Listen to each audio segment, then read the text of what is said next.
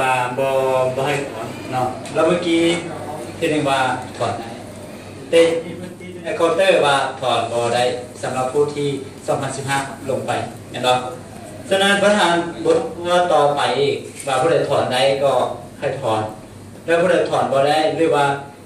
บ่ให้ห้ามว่า2015สิบ่ให้ถอนเราก็ว่าให้ถอนจะไม่มาบ่ให้ถอนแต่แท้จริงเราปฏิบัติตามหน้าจอของเรามันเป็นไปบ่ได้เนาะเราก็อยู่ในไม้ว่าให้ถอนได้ซื้อแต่ว่าไปอยู่เคาน์เตอร์เพิ่นบ่เซ็นให้เพิ่นว่าอนุญาตให้ถอนเห็นบ่ข้าพเจ้าได้ไปแล้วห้อง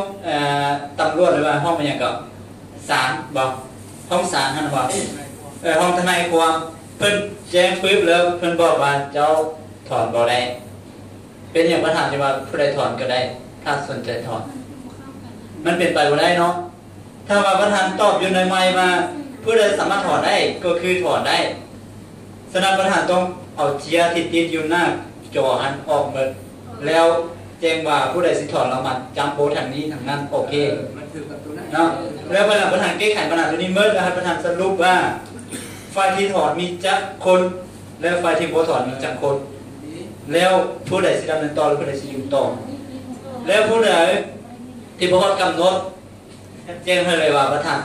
ออกแน่ๆเนาะถ้าบ่ฮอดกำหนดก็บ่เป็นหยังอย่าพอถอดก็ได้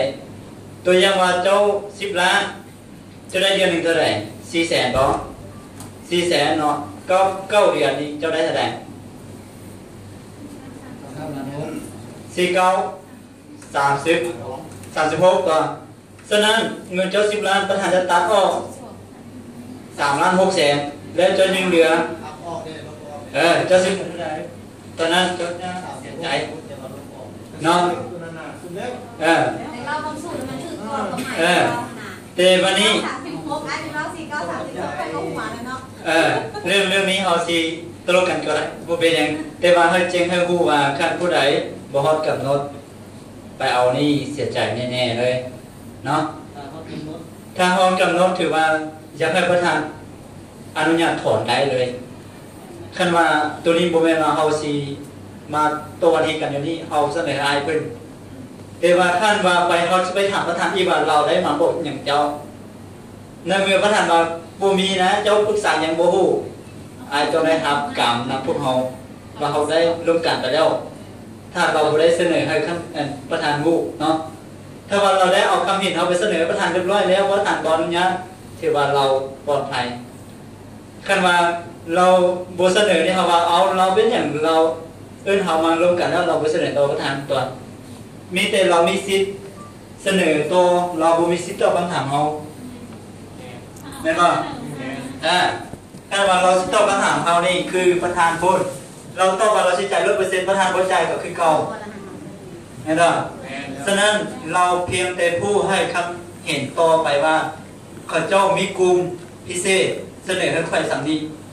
แล้วเจ้าแก้ไขจังได๋แล้วให้เราเอาคำตอบมาส่งให้เฮาอีกเทื่อนึงเนาะจีส่งอยู่ใน Facebook หรือว่าจีส่งอยู่ใน WhatsApp ก็ได้ว่าคำตอบที่เจ้าถามไปนั้นประธานตอบแบบนี้เราก็จะบ่มีโทษนำประธานเพราะว่าเราบ่ได้เกี่ยวข้องกับประธานหยังก็เสนอเนาะคือเพิ่นแจ้งกันที่6เดือน6พอวันที่6เดือน7ถ้าผู้ใดบ่มาเนาะทอดเงินกับบริษัทเพเน็ตส่งคืนมันรับผิดชอบเว้เนาะรับถ้าบ่ได้ถ้าไปแจ้งตัวซ่าหรือตัวเจ้าหน้าที่เกี่ยวข้องก็เขาก็จะมีพากันมาแล้วอีกอย่างนึงเนาะสิคือได้รู้เงินตัวเองกันบ่ได้มันมีเข้ามาแล้วค่ามันแล้วแหละเขาเจ้าคือสิบอกว่าถ้าเฮาไก่กำหนดเขาเจ้าจะสละสิทธิ์เฮาอีกแม่นบ่เฮาสิบ่ปฏิบัติตามที่การของเจ้าอีกฉะนั้นเฮาจึงมาตามเช่นกันฉะนั้นตัวที่ไปเซ็นมายอมรับถอนให้เปิดถอนได้จ้ะเนาะคันเฮาปิดถอนนี่ได้ไป2เที่ยวแล้วเขาเจ้าว่าเจ้าถอนบ่ได้แล้วไปฮอดพุ่นก็เจ้าว่าไฟที่ถอนอยู่พุ่นบัดไปพุ่นแล้วก็เจ้าว่าเจ้าถอนบ่ได้ตามหน้าจอเราเขียนสิ่งที่นั้นต่อเนาะยังให้เราต้องอนุญาตว่าเจ้าก็บอกแล้วว่าผู้ใดสิถอนก็ถอนได้ ฉะนั้นต้องมาจำโบอยู่ทางนี้จำตรงใดจำเป็นมาแล้วบ่ได้จำก็คือผมก็สุดมือนี้นะบ่มีความหมายอย่างแน่นอน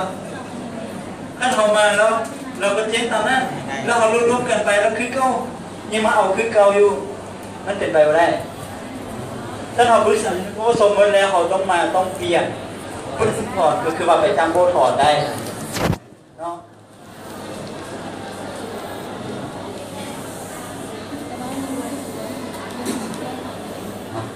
อันนี้ก็ ก็ต้องเลือกแพงนะเนาะการก็จะต่างกันหลายบ้านเลย มันมาบอกกี้เนี่ยมีแต่ว่าให้ไปหาทางนั้นทนายความเลยอยู่ทางนั้น ทางด้านนี้เลยตอนหน้าเขานี่ก็ไปเลย อันเรื่องพ่อมาการเห็นดีว่าน้องเรื่องพ่อหนามีข้อเสนอขึ้นตรงนี้